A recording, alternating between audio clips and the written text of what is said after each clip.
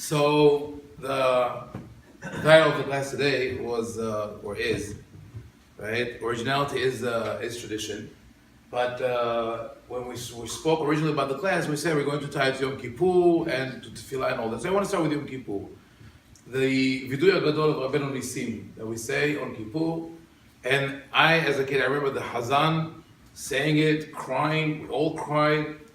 It didn't matter that when the Hazan finished, he went back to his normal tone as if nothing happened, but we still remained with the idea that's really very, very heavy text, very serious message. And in this video, Rabbeinu Nisim was the Rosh Yeshiva of Bavel, in Bavel, one of the Geonim, speaks about all of his sins as a religious leader. And one interesting statement that he makes is, Et asher asarta hitarti, ואת אשר התרת אסרתי, את אשר טימאת טיהרתי, ואת אשר טיהרת טימאתי. That which you have said is forbidden, I said, is allowed. And that which you said is allowed, I said, is forbidden. That which you said is impure, I said, is pure, and vice versa. And only at a certain point in my life, I started thinking, okay, what is the problem with it? The second part of it. If God says that something is forbidden and I say it's allowed, I understand that it's a problem. But if God says that something is allowed and I say, I want to be strict, I want to take more upon myself and say, let's just be careful, let's not do it. Why is it a problem? Apparently, it is a problem. That's why Rabbeinu Nisim confesses for it. It says, Et asher itarta asarti, et asher tiharta timeti. It's not right to do that. Why? Because experience proves that when we do that, eventually we're not forbidding that which God allowed, but we do the exact opposite. Or in the language of the Shach, Rabbi Shabtai Cohen, in his commentary on the Yoreh De'ah, he says, Keshem she'asur lehatir et ha'asur, kach asur le'esor et ha'mutar. The same as you're not allowed to say that something which is forbidden is allowed, you're not allowed to do the opposite. Why? He says, it will always happen, inevitably, that you will start a chain reaction. It doesn't use the word chain reaction. It says, Hare me'ad gilgulim. It says one thing will lead to another, and eventually it will be a kula. Eventually you have allowed something that God forbade.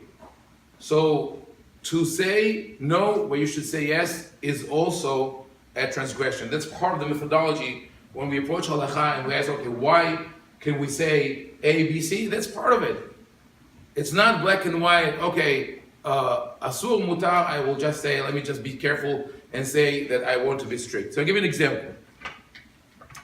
It's a famous example that a lot of people run into, and that is, what do you do when you have guests who are not Shomer Shabbat or not Shomer Kashrut? Some people will not invite others if they're not going to say do Netilat Yadayim or say Amotzi or Birkat Hamazon. Others would do that, will let them come in, but if they know that they drive on Shabbat, they wouldn't invite them. I had issues with family members. My mother didn't want to invite my sister at a certain point because she was not Shomer Shabbat. I intervened, she didn't listen to me. I told her, call Chacham Mordechai. Chacham Mordechai was a good friend of the family. I said, let's see what he says. She called him up. He said, tell your daughter, I would love to see her for Pesach. She said that, and then she said, but please sleep in Yerushalayim. So she didn't come, right? So there's a debate. This is like, seems like, for many people, a no-brainer. I'm not going to tell someone to come to me on Shabbat if he's going to drive. It's a mahaloka between two leading authorities in the Ashkenazi world, the Hazon Ish and Rav Shlomo Zalman Auerbach. Hazon Ish says, you don't invite them because it's called Lifnei Iver Lo Titnei Michshol. You put an obstacle on the path of a blind person. You will cause that person to be Mechadeh Shabbat. Rav Shlomo Zalman Auerbach says, no, wait a second. Let me think long term. What will happen to that person if you don't invite him for Shabbat? Then you're severing your ties with him, right? So he'll end up losing the opportunity to learn what Shabbat is like and to be observant in the long term. So you have to look at the whole picture. This really is the role of the posek. And when I say the posek, the posek is not only the rabbi. At the end of the day, each and every one of us is a posek. Then that is something that people have to remember. We got used to, let's refer to the Kitzurim, Yalkut Yosef, Mishnah Berurah, Menuchat Ahava, whatever it is, Hayei Adam. There are so many Kitzurim today that they're longer, the abridged version, if you put them together, they're longer than the combined literature that we created in the time of the Mishnah and the Talmud, but we think that's the abridged version. So what do? Like, people say, okay, I can always refer to the book if I need. Yes, of course you can. If you have a suitcase on wheels, you can drag, volumes with you, or you have it. I have it on my phone. Yeah, what if it's Shabbat? What are you going to do if it's Shabbat? So I'm not going to do that. I'm just going to be strict. What if you can't be strict? What if it's either or? What if like a case that I had, a man whose father had a stroke and was in the hospital, and on Shabbat he got word that his father might be his last day. He went to his rabbi. It was Shabbat. He doesn't have the books available. He can't Google the answer. He can't call his rabbi for an answer, because those are the two main rabbis that we have today: Rabbi Google and Rabbi ATT or cell phone, whoever your server is. Right? You just call WhatsApp maybe.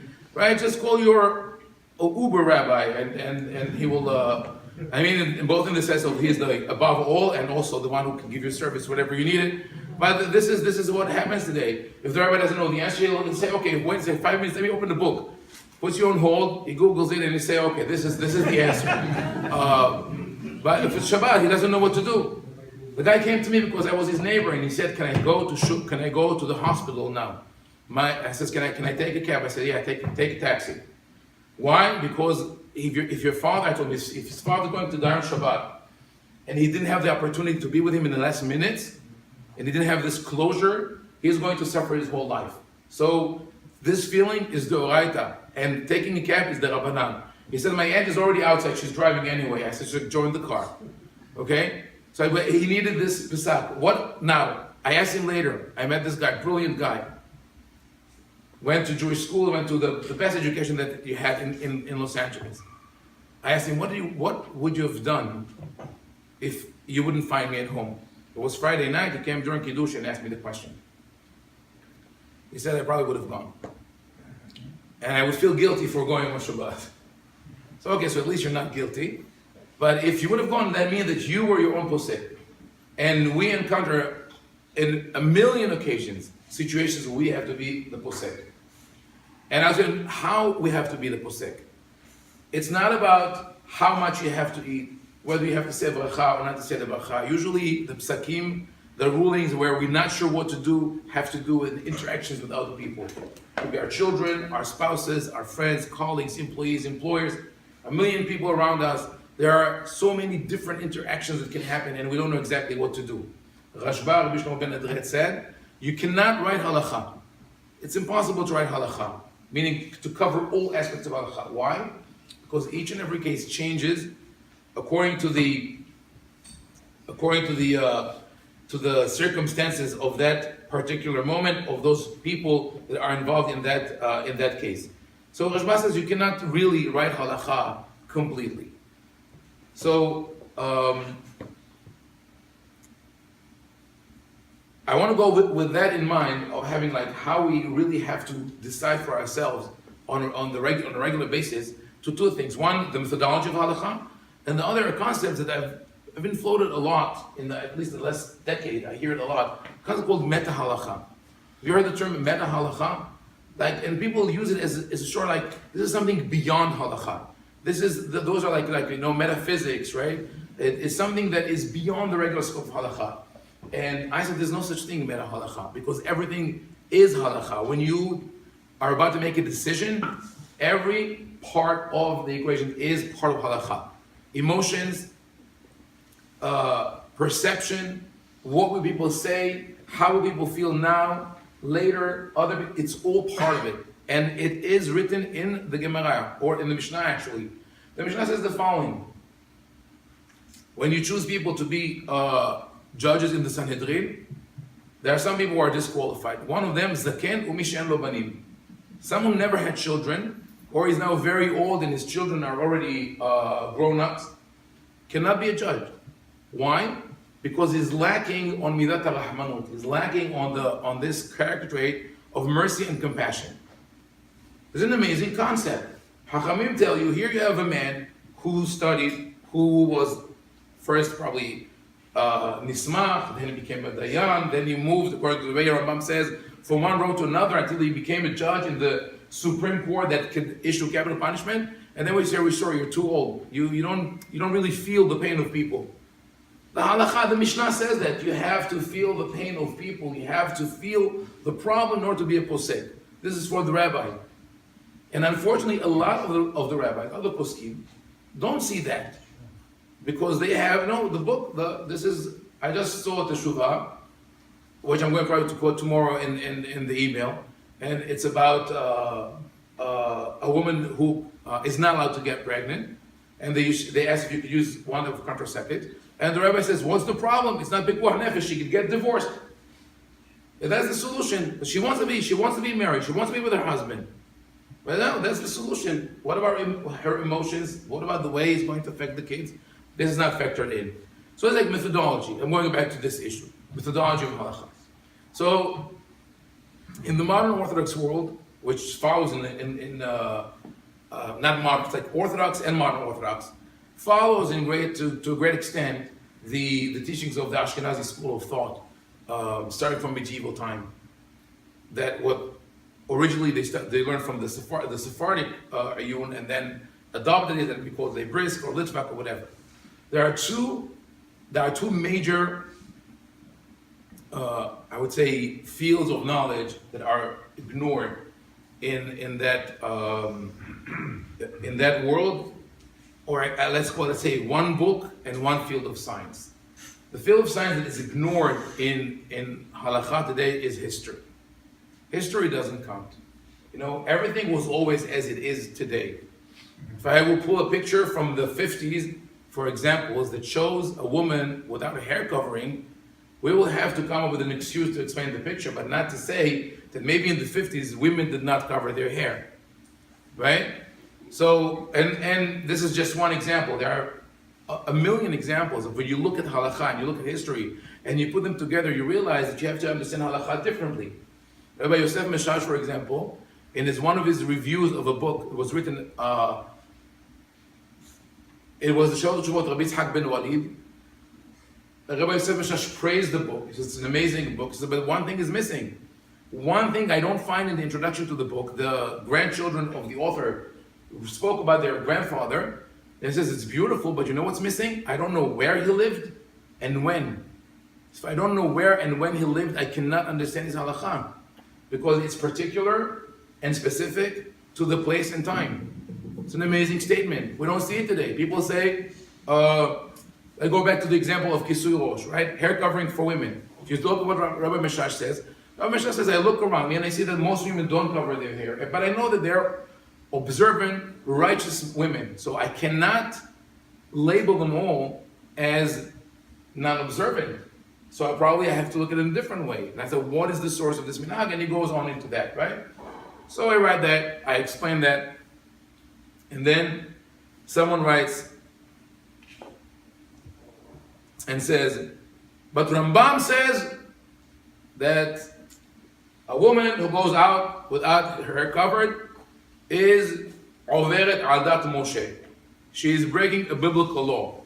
And we follow everything that we do is according to Rambam. What is my answer to that? What is my answer to that? It says part of it, the only part, is the history. Look at the context. And also ask yourself, do you really follow Maimonides to the letter? Every single word? Because Maimonides also says, Gnayu la'isha shetehei yotzet tamid pa'am bashuk pa'am barehovot. It's inappropriate for a woman to travel in the streets. Really, it's not. It's idle. You shouldn't do that. Once a month, twice a month. Saudi Arabia, right? Now, Hazbe Shalom to put down Maimonides, but it's a different culture.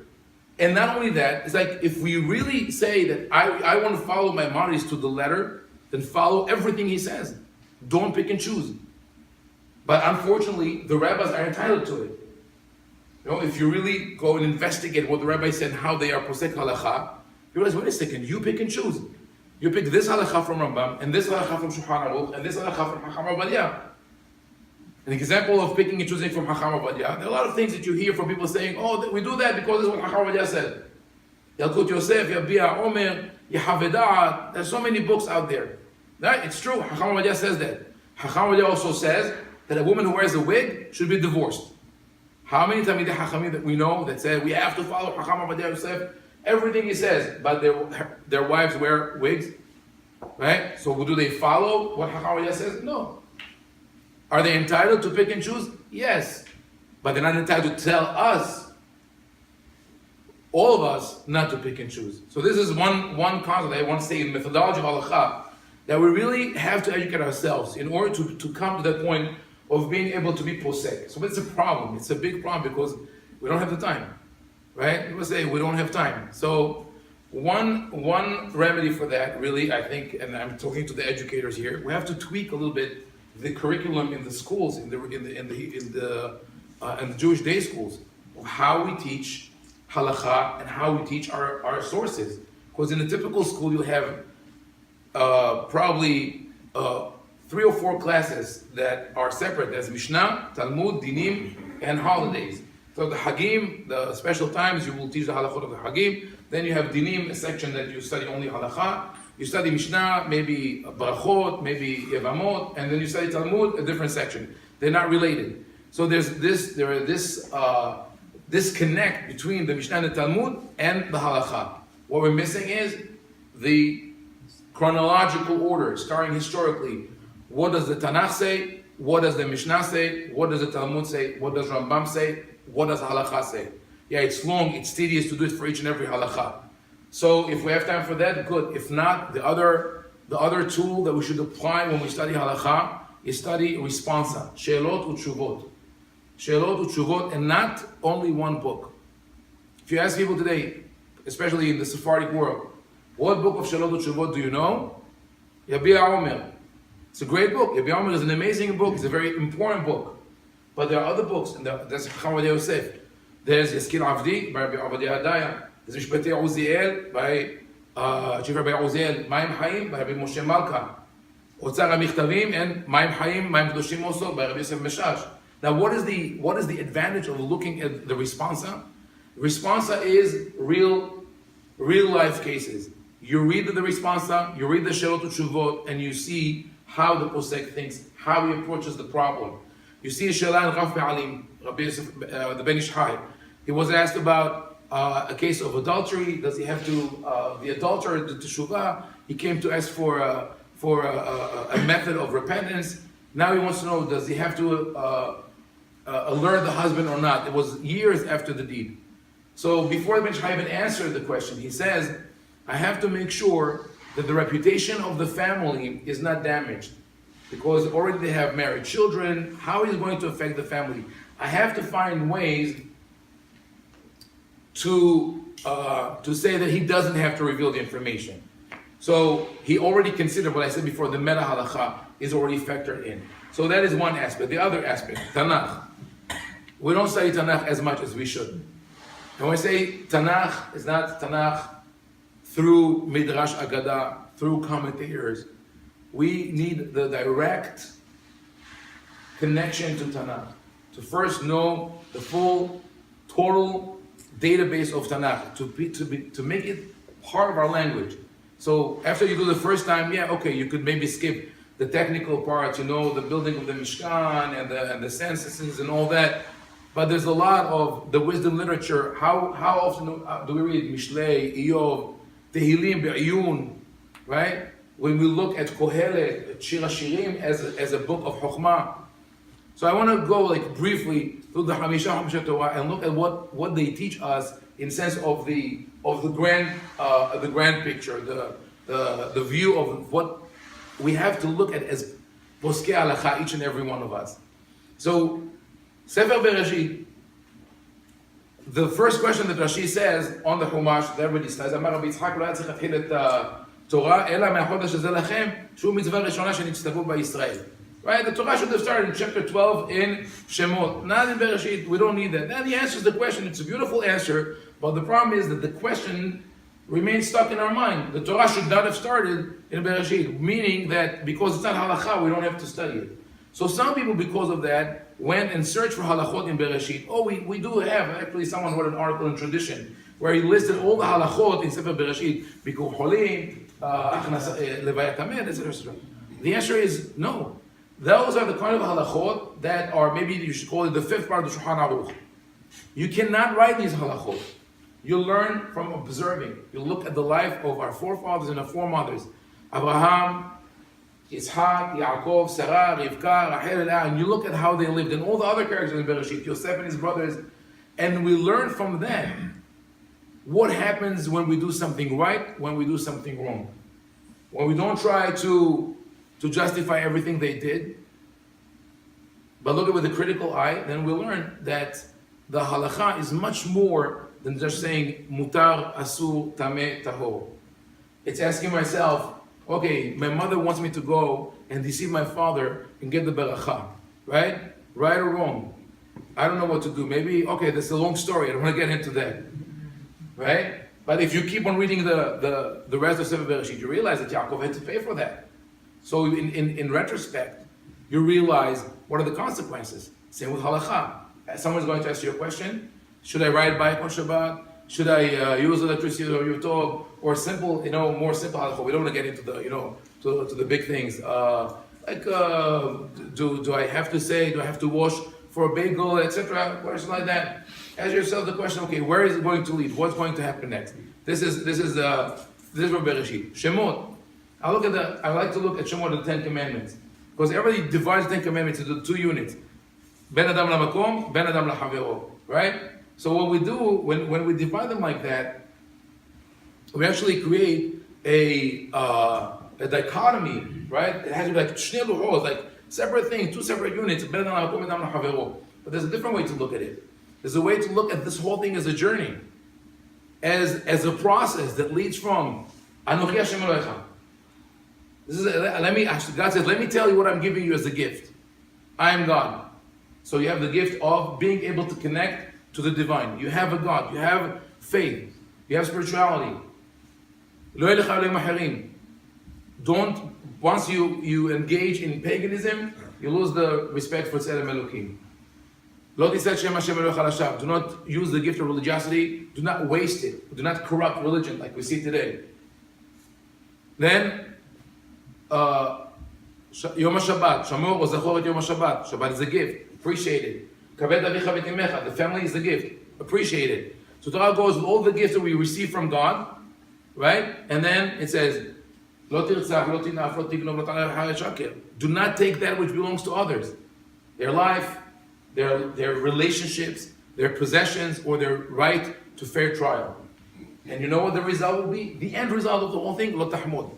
Then you'll be able to achieve that level of not coveting that. It's not a commandment.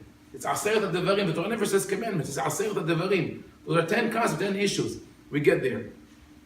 Vayikra, each Chumash gives us like this kind of an amazing message that because we're so immersed in halakha, you know how Chachamim say, I'm sure you know this phrase, Miyom sheharav bet hamikdash, en lakadosh baruch hu ba'olamo, el arba amot shel halakha. From the time the temple was destroyed, God only has the 4 cubits of halakha.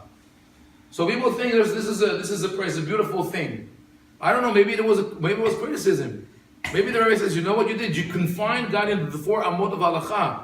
You're measuring God with the kazayit and the tefah and the amah, right? But there's no spirit, there's no emotion, there's no understanding of the other person who's standing in front of you, which is the center of Vayikra ve'ahavta l're'acha kamocha. Love yourself first, know how to live, because if, as you say, love the others, you love yourself. If I hate myself, we are in trouble. I'm going to hate others as well, right? This is the message of the Torah there. Love yourself, then use it to help others. This is the core message of the Torah. And, okay, I'm not going to go, we have time for that, from Bamidbar Devarim, and then I go for questions, because there's a lot to say about that. But in Bamidbar, I see this message. Hachamim said the following, you know, in chapter 11 in Bamidbar, there's the 2 nunim, the inverted nunim, and in between we have 2 psukim. We say when the Torah comes out. But the second pasuk is very hard to understand. I recently got a book, an old book, that I got from my friend Saim Mizrahi. So I had time to open the book. It's by Naftali Turchiner, or Tur Sinai. He commented on the Torah, and he writes about this pasuk. I was very excited to see what he has to say about this pasuk. he changed each and every word of the pasuk. He says, no, this should be read this way, it should be read that way. Like, I didn't recognize the original pasuk. It's like, this is the game with the jumbles. Like, this is the pasuk is so complicated. But I think the meaning of the pasuk is actually quite simple. Moshe speaks about leadership, and he speaks about in chapter 11 in Bamidbar, Kishmo Kenu. In chapter 11, it's bankruptcy. Am Israel is falling to pieces because there's a crisis of trust. They don't trust the leadership. They don't trust Hashem. They don't trust Moshe. Moshe says, in order for us to work, we need Shuvah Adonai Rivevot Alfei Israel. We have to realize that we are the myriads of thousands of Israel. We have thousands and tens of thousands of people, and each and every one of us has different desires and aspirations and needs and talents. And the leaders, the halakha, have to be able to accommodate all of them. Yes, of course, we have to have in mind the public realm, the private realm. But for example, when it comes to the question of running the train in Israel on Shabbat, right? And you have to do maintenance. Of course, you have to do whatever you can to make it work, not whatever you can to make it not work. Find a solution. Find a solution. And this is really, I think, also the core of the answer. And when we come to halakha, how to make halakha relevant? To make halakha relevant in today's time and age, what the rabbis have to do is to recognize the problems. They have to talk to people and to listen to what's happening and to say there is a problem. And from the Devarim I mentioned, what we just read, Tzedek Tzedek Tirdof, really the pursuit of justice and how we treat other people. All these things are, throughout the Chumash, we keep coming back to it. The Torah is not for God. The Torah is for us to make ourselves better, to heighten our spiritual awareness, and to help others. So I'll give you one last example of how the rabbis recognize or not recognize a problem, and that's with the story of Aguna. Aguna is one of the hot, really, really difficult issues that we have today, right? And the rabbi says there's no remedy for that. We're working. For the last 200 years, we're working. We didn't come to the solution yet. You know why they're working? Because we don't recognize the problem. Because when a woman's husband is missing, right? Then we find ways. We find one, and the question was raised in halakha. Rabbi Shmuel Levi Wazner speaks about that. Yeshevet HaLevi. He says, how can we rely for Aguna to let her marry someone else? We rely on one witness or on a woman or on circumstantial evidence. We don't rely on anywhere else. Why here? He says, because we have a safety net. What is our safety net? Afkarat Kiddushin. He says, really at the end of the day, we know that even if the witness is not kosher or something is, there's a problem with the circumstantial evidence, we technically undid her marriage. She was never married to that man. We're good. We're covered. Really? You have that solution? Why don't you use it in a case where the husband refuses to give a get to his wife and she's here 15 years, she's suffering? Because I don't see the problem. The husband is here. Okay, we'll wait. We'll wait. I can wait. She cannot wait. She's suffering. So, to sum it up, what I said is we have to study Tanakh, but really seriously. We have to study Sherot Utshuvot if possible. We have to realize that we have the responsibility. Sometimes we cannot turn to anyone to ask a question. We have to know what to do. This is Va'amidu Talmidim Arbe. We have to be strong on our feet to be able to be posek halakha. And as long as we don't kill someone else, it'll be okay. And we have to remember that everything is part of halakha. Emotions, perceptions, how it's going to affect other people, what is going to happen 10 years from now, 50 years from now. If I'm strict with my kid now, is it going to be OTD of the derech in 20 years? So that's a problem. So all these things should be factored in, calculated. That would be maybe the first step towards making halakha relevant for the 21st century. Thank you, and now questions. Rabbi, Yes. So based on this whole talk, it basically feels like we could rationalize any crossing of a mitzvah, transgression. We could rationalize adultery. We could rationalize murder. We could rationalize almost basically everything by using the context of the time or what we're looking at that particular moment. Say the man has to provide for his family. He could work on Shabbat. So It's very possible. You're right. And do 100%. do we have lines that we don't cross? Yeah, I agree 100%. Not only we could do that, it has been done. It has been done by the ultra-Orthodox community in Israel. The two examples that you give, adultery and murder, has been authorized by some ultra-Orthodox rabbis in Israel. One actually is sued, but it's a scandal. But for years, like a leader of a very, very strict sect in Bnei Brak was telling women to sleep with him.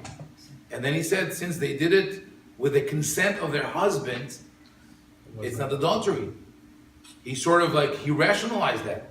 Yeah, it is dangerous, but it's dangerous on both sides. Not only, it's when people, okay, now what? Well, how about murder? Do we know of any rabbis who sanction murder? Yes. Rabbis who oppose organ donation.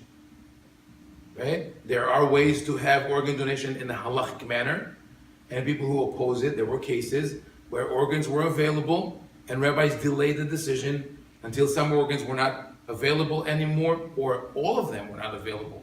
So yeah, it is very dangerous, but it goes both ways.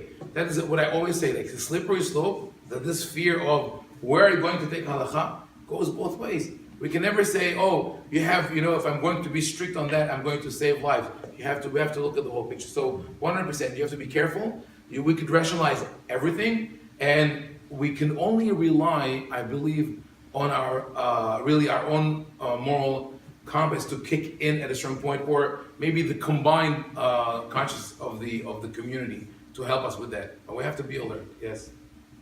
Rabbi, thank you for coming all the way from Silver Springs, Maryland, to one of your past neighborhoods. You're welcome here. Thank you so much. Thank you.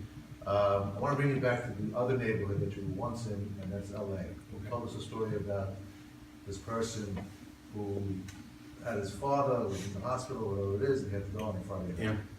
I want to understand the origins of the guilt that he had that caused him to go to Chacham, the rabbi, for sect, to go to the rabbi. I want to understand, in our educational system, we have this fear, this guilt that's instilled in all the kids. I want to understand the origins of that. Yeah.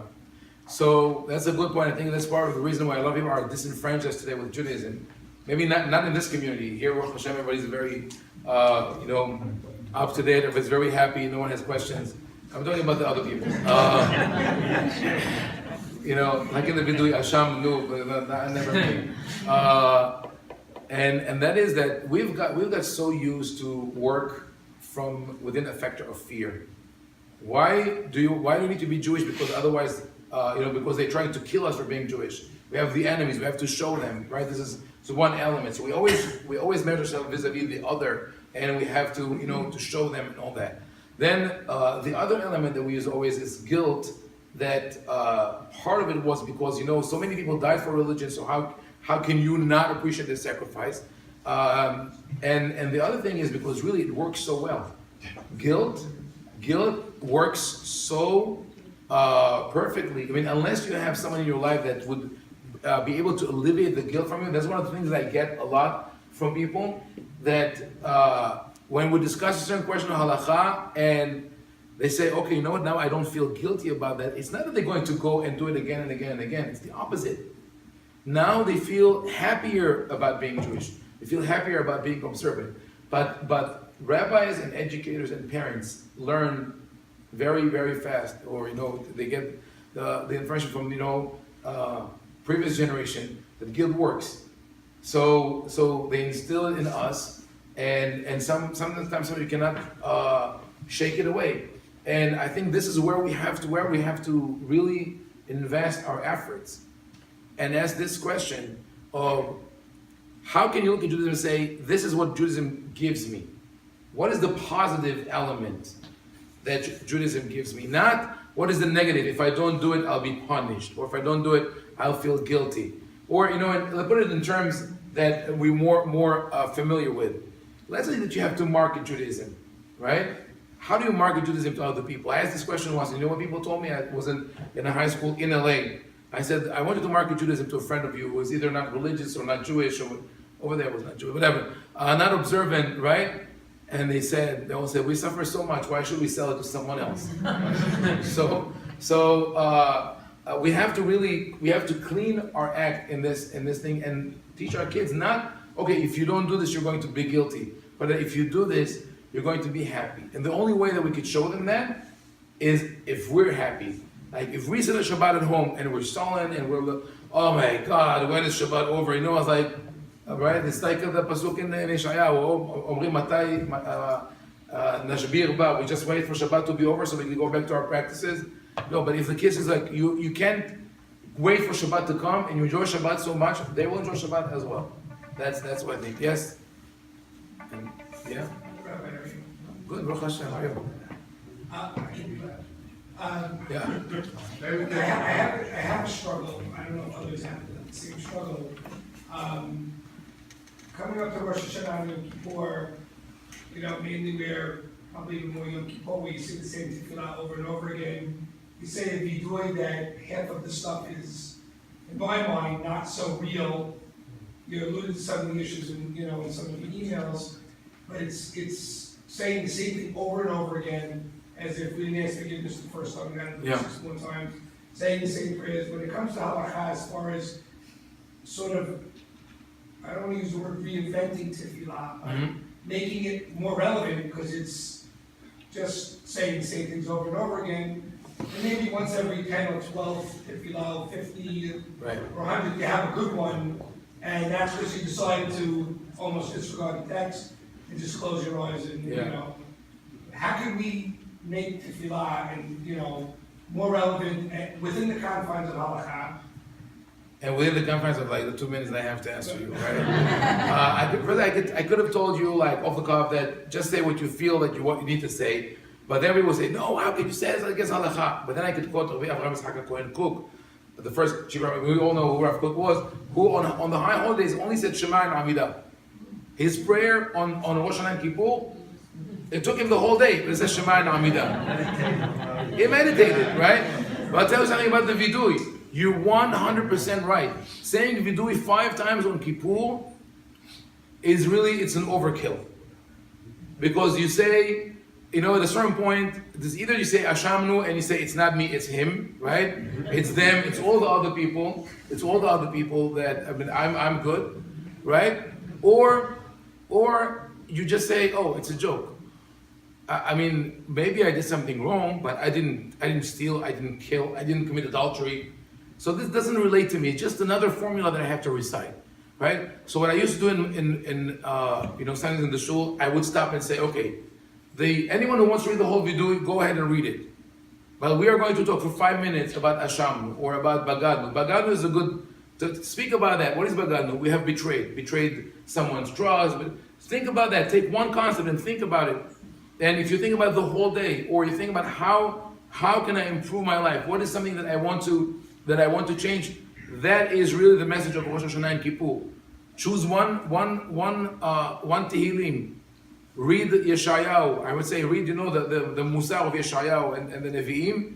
And if you relate, read Iyov. Why not? Read something. I used to read Mesilat Yesharim when I was in yeshiva, and it inspired me more.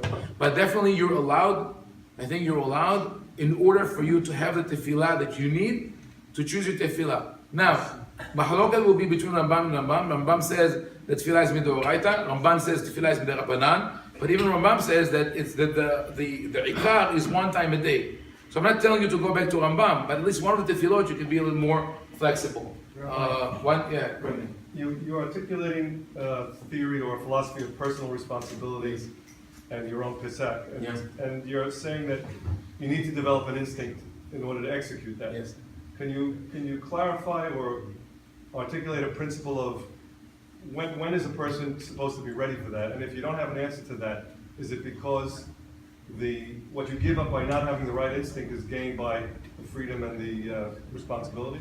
Okay, it's a good question. So first, I think it's a concept people can understand more today when you look at the model of, believe it or not, the internet, right? When you have crowdsourcing and crowdfunding and something called mind sharing and quantum wisdom, that there is something that you learn. This is really what the minhag used to be all about. When we said that minhag, you follow the minhag Israel Dinu, because people understood intuitively, this is what we have to do. Unfortunately, the last 100 years, the system has changed. And the rabbi said, no, it's only minhag if the rabbi approves of it. So how is it minhag? It's the rabbi's minhag, right? This is what we did. That's number one. The other thing is, when I say you develop the instinct for it, you could definitely have your rabbi or rabbis and people that you turn to get advice. But at a certain point, you want to be able to say, oh, I already know what I should do. And again, I'm going to use an analogy from modern technology. Artificial intelligence, right? I've been working for years trying to create artificial intelligence, right? And up until recently, the idea was, how do you create artificial intelligence? It goes through coding. You write the programming, you write the code for the computer to handle a million different situations, right?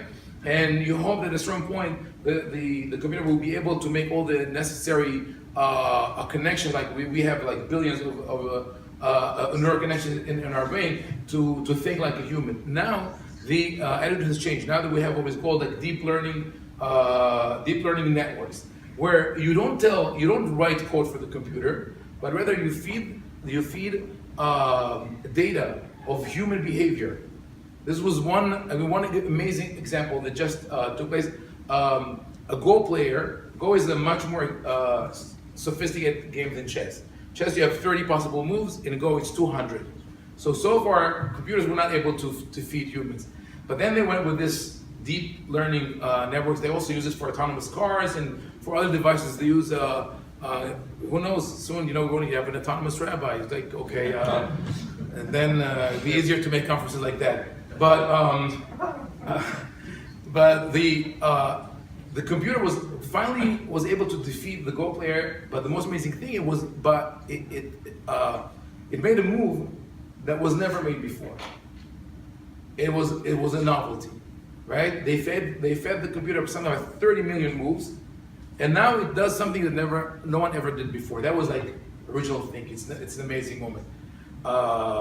Some people actually were so excited by that they have it to their, like move 38. This is the move that like the dawn of artificial intelligence. But then the more amazing thing happened, that the player in the next round, it was defeated in this round, but this champion in the next round made a move that no one ever did before, and he said that the machine taught him how to think. Something new was open to him. And I think this is when we talk about halakha. Halakha should be really not a rigid, written, etched in stone book, but rather something which is alive and palpable and changing according to certain, of course, like you asked before, not everything changes. There are certain constants that never change. But at a certain point, when we live our life, and we have to live our life in halakha, not to be enclosed, enshrined in the four walls of the kollel, and just read through the books, because if you're not out there, you don't know what halakha is, you don't know what interaction with people is. Once you go through that and you apply on a regular basis, and maybe yes, in the beginning you ask someone, even before or after. If you didn't have a chance to ask before, you ask after. You consult someone that you trust. You think I did the right thing? And he will tell you, yeah, yes, no, and you go through it, and then at a certain point you say, okay, I think I know what I should do. I think that's the direction. Yes. Remember, there's also another concept of halakha ve'en morin ken. Yes. In other words, if we work out halakha to its logical conclusion, but at the end of the day, we see this is where the law brought us to. Right. All the logical came to here, but no one's ever doing that. So it becomes irrelevant in and of itself. Yes.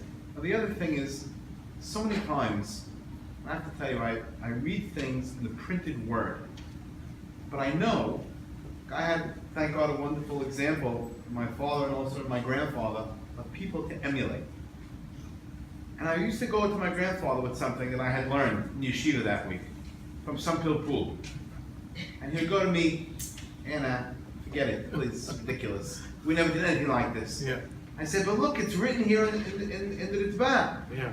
And he said, think about it. Did you ever see anybody do this? I said, no. He says, okay, next, turn the page. Yeah. It's again something you come to Right. logically, but not necessarily something that's in practice. So when we lose that masore, Right. it's a big problem. Right. When kids come home from yeshiva, they're like, this is what's written, and without any kind of real understanding Right. of how halakha works. This is what it is. This is what Haim Ovadia said. End of the story. Right. So you're right. So first of all, halakha ben murinke, and the funny thing about it, Those are the Rambam that you quoted, right? Yes. Rambam, the same halakha says that single girls have to cover their hair also. Yes, it's true. Right.